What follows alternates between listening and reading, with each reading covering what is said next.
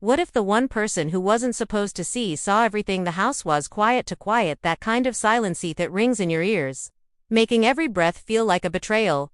Richard Callahan, my husband, was on an business trip, third one this month. Always the same explanation, real tenant working is key, sweetie, but we both knew we hadn't been each other's bride in a long time. I told myself I didn't care. Loneliness had become a routine, but that night the emptiness built harder than usual. The wine dulled it to glasses, and my bitterness faded. A third glass made me careless. The TV wasnn't some old rom-com murmuring in the background. It wasn't really playing for on, just noise to keep the dark at bay. My mind wandered elsewhere. Then I heard a floorboard creak from the stairs. My breath caught. The house was supposed to be empty, but it wasn't. Liam Callahan was there, my stepson, home from college for the weekend.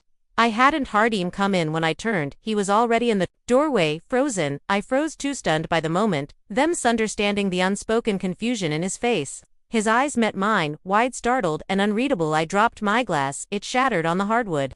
Even that sound felt distant. Was the realization he'd seen a part of me I never meant to expose. Not like that, not to him. Liam Callahan wasn't a child anymore, but he also wasn't someone I had ever truly connected with. Richard Callahan brought them into our lives when he was 12 each, to be his mother, truly, but time, grief, and distance turned us into polite strangers more than family, and yet in thought 10 seconds. Something between us shifted, not attraction that would burn, it was something else, a mirror wooer, both lonely, both unsure, both stuck in a house full of silence and unseen things. He cleared his throat, muttered something about needing his phone charger, and walked away, but I knew we had crossed into a silence that wouldn't easy to walk back from. That night I lay in bed, staring at the ceiling, thoughts spinning. I heard a soft knock on the door. I said nothing. I could have you panned it. I didn't. In that moment, everything inside me begged for comfort, but I stayed still. What came after wasn't an affair. It wasn't about passion or betrayal. It was about guilt, about mistakes we let grow in silence, about twit happens when people in the same house stop seeing each other until it's too late. I wish I could tell you this story ends neatly, that I fixed it, but truth is this story began with a knock and everything changed from there. I was there at his soccer games. I stayed through every slammed door and every cold look that came with the phrase, "You're Annette, my mom." Grief is persistent, it doesn't care that you meant well. By that time, Liam Callahan went off to college, had become strangers who coexist. He came home for the holidays, spoke to Richard Callahan, not to me. I told myself, it didn't hurt, that I was fine, that the distance was a relief. The night Liam Callahan walked in on me, I wasn't thinking about him at all. Just silence, the alcohol, and Richard Callahan's side of the bed untouched for 6 nights. When Liam Callahan knocked on my door later that night, his voice was strained with something unfamiliar. I should have turned him away, but instead I let the moment happen. I didn't let him in physically, but I let the boundaries blare, not intentionally, just enough to make everything more complicated. He brought up what he saw, not directly hinted at it. I could have brushed it off, pretended I didn't understand, but he star intense, confused, almost pleading, "Did let me, I'm sorry.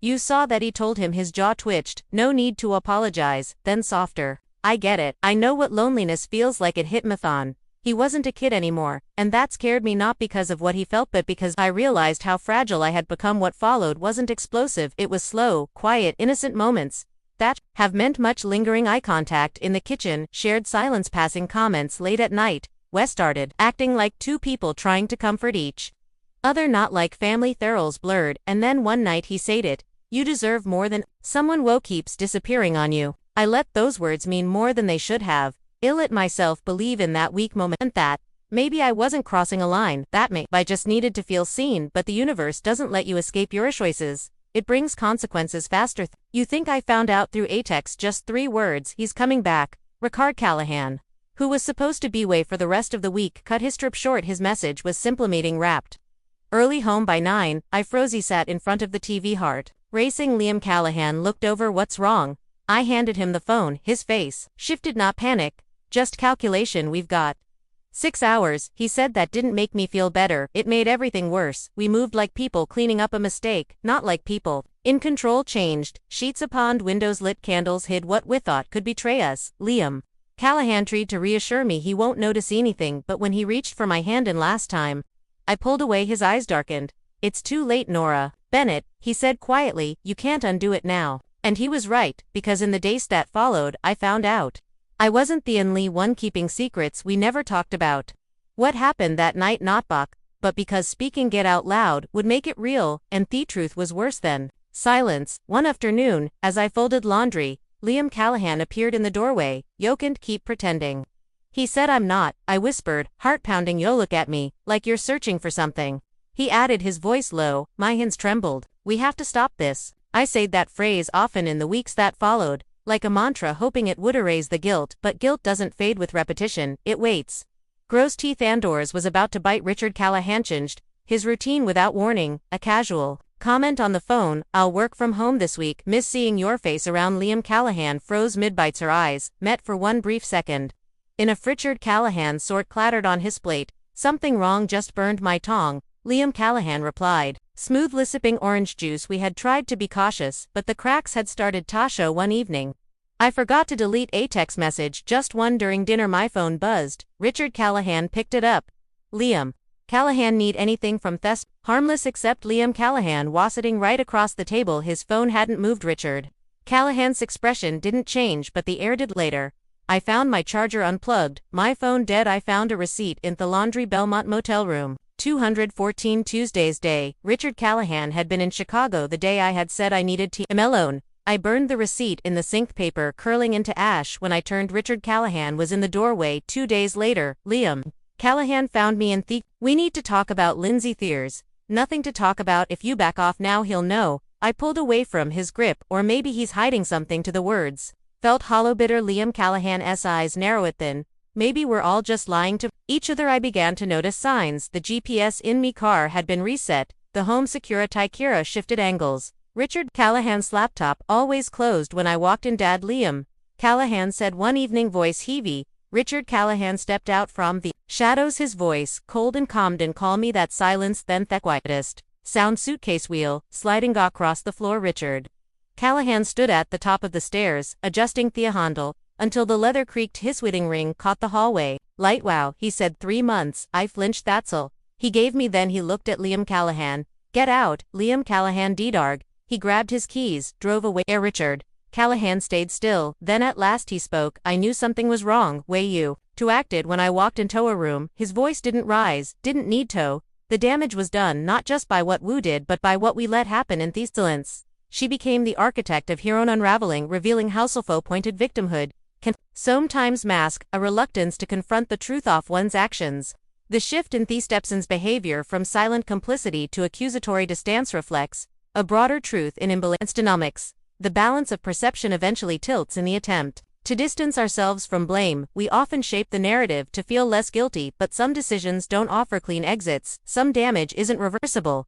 Kind that erodes is not just marriages or reputations, but the sense of self-hurt or punishment. Wasn't public judgment, but the echo of her own conscience, acquiesced enduring awareness that no amount of time or justification could silence that story. Critiques our cultural obsession with scandal, where digital audiences act as moral authorities, reflecting on their own complexities. Public outrage becomes a performance, often revealing more a booth performers than the subject in high-end.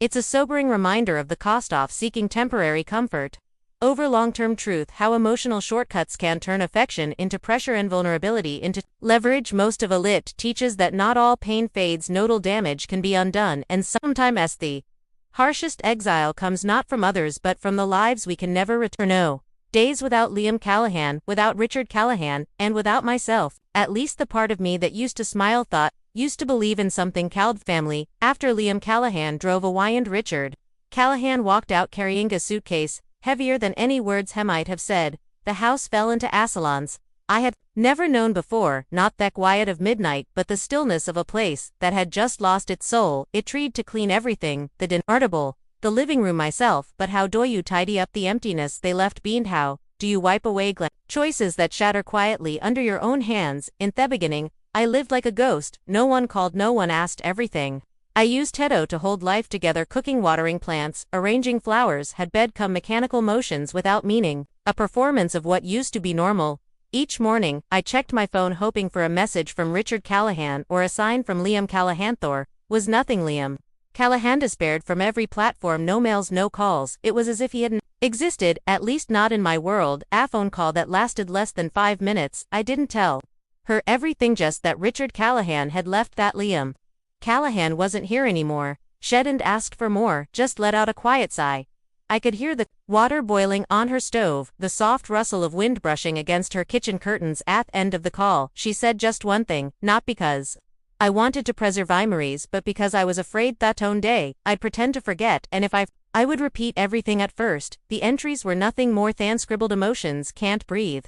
Today didn't sleep, dreamed of Richard Callahan smiling, but slowly the words deepened and took shape. I began to remember the little things I used to overlook. Liam Callahan once left a note on the milk carton back in high school out of Milk, Surrey. Richard Callahan used to text me in the middle of meetings in Chicago just to ask if I'd had lunch one time when I was sick with the flu. Liam Callahan ordered food from my favorite place and left it quietly at the door. Those memories didn't save me, but they made the pain sharper because I realized I had been loved in the quietest of ways and I had hurt them in the loudest way possible. No return address, just one name, Ian. The envelope, Nora Bennett. The handwriting slanted slightly but was clear, deliberate. It was from Liam Callahan.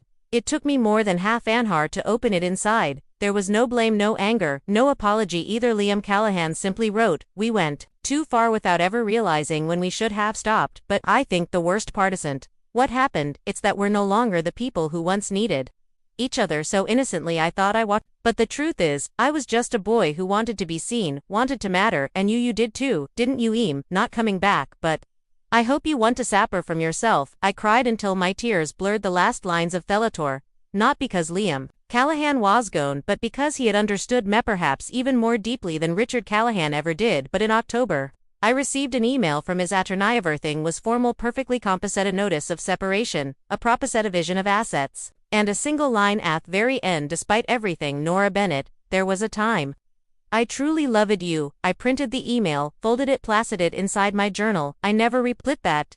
Some mistakes can't be washed away with apologies. That not everyone will forgive you, and that doesn't mean they are cruel. Sometimes forgiveness can be a quiet form of injustice when the other person has to live with the consequences forever. That when we let emotion override reason, we don't distort ourselves, we dismantle the very things we once considered sacred. And most importantly, not every wound needs to heal. Some scars are meant to stay to remind us of boundaries, of morality, and of the compassion we once lost.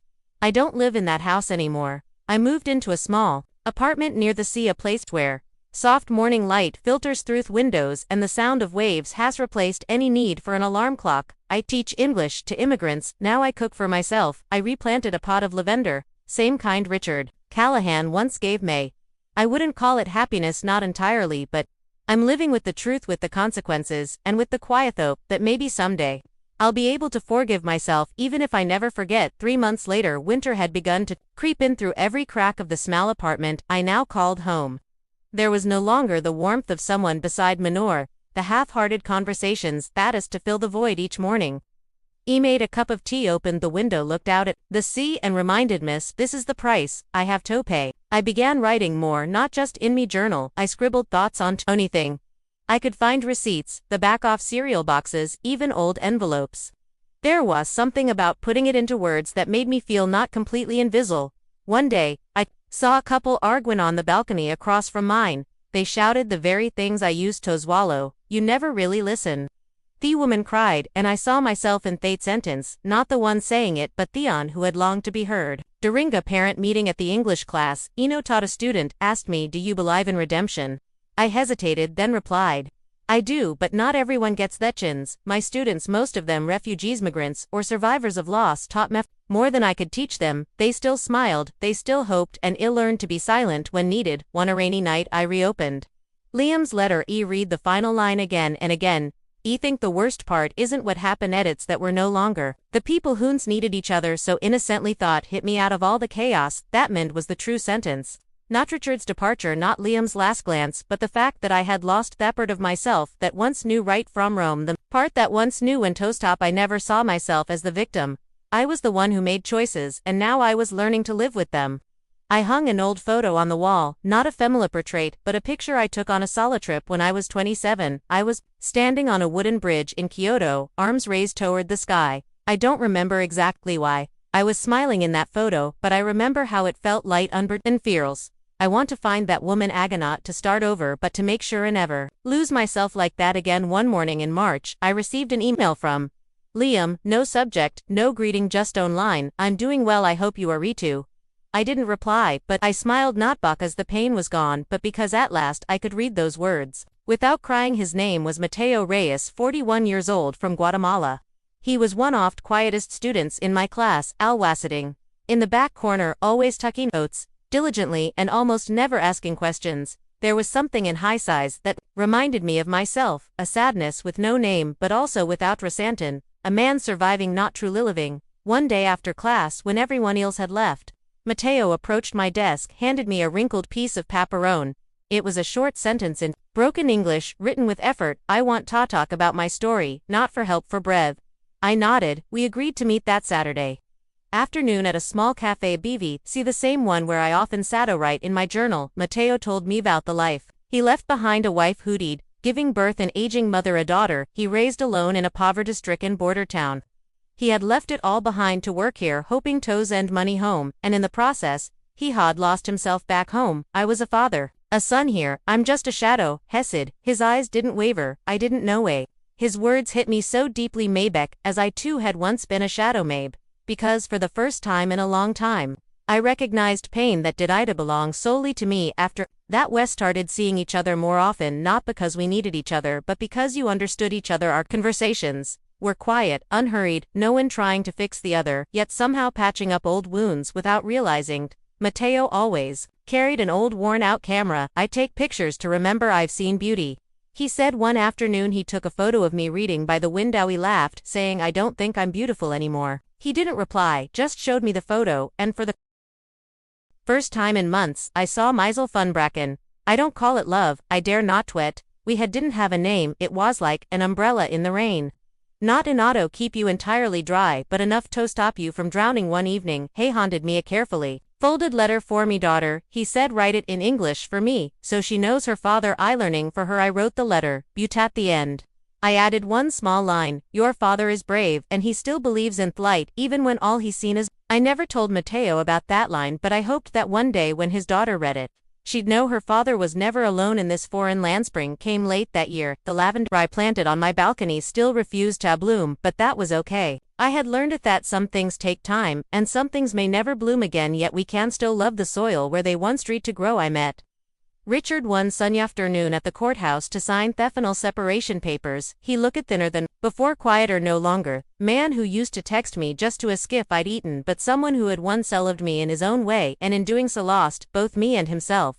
We didn't samack, just one thing. As we stepped outside the building, he turned to me and said, despite everything, I think there was something truly beautiful between us. Went there?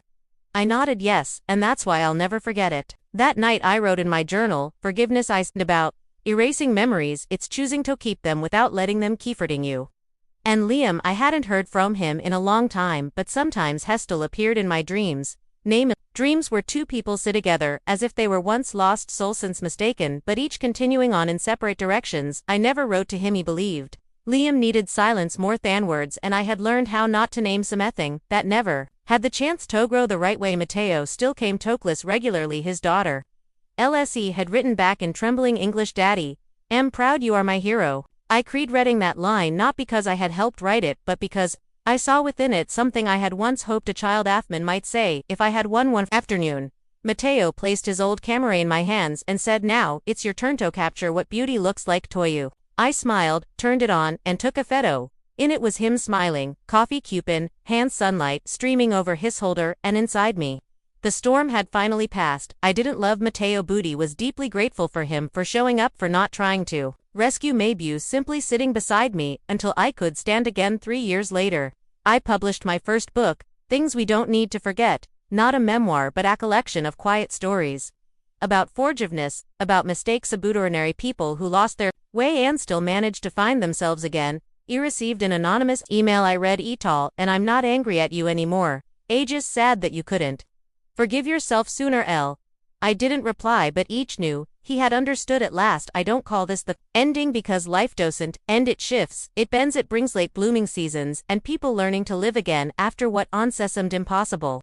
I no longer live in regret. I live in honesty, and on quiet mornings when the sunlight brushes my bed like a gentle embrace, I close my eyes and whisper, though I once lost my way, at least now I've come home at a